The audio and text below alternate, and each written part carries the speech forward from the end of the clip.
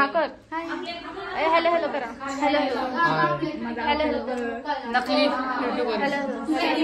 Hello करा. Hello hello करा. Hello hello करा. तुम्ही पण करा. हॅलो करा. हॅलो कर. हॅलो कर. आज अचानक कॅमेरा नाही का?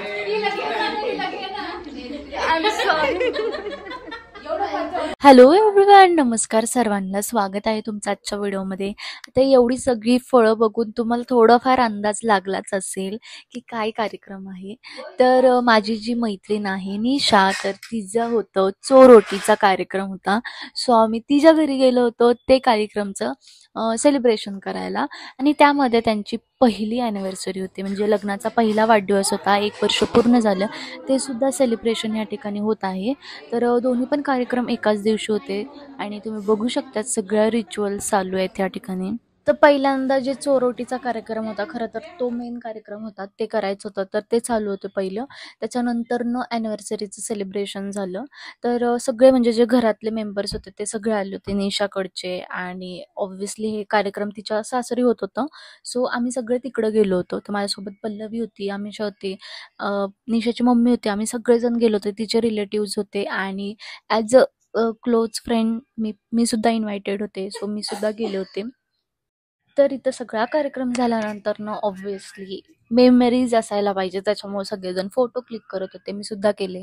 आता त्यांच्या फॅमिलीचे फोटोज क्लिक होत होते आणि थोडासा वेळ आपल्यासाठी म्हणून थोडासा व्हिडिओ पण मी वेळेनुसार मी क्लिक करत होते, की जेणेकरून मला पण तुमच्यासोबत शेअर करता यावं की त्या ठिकाणी काय काय होत होतं.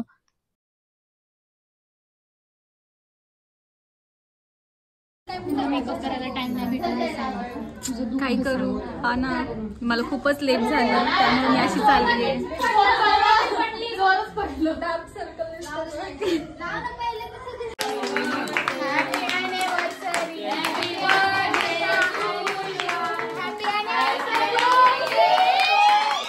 हा बोल बोल परत बोल.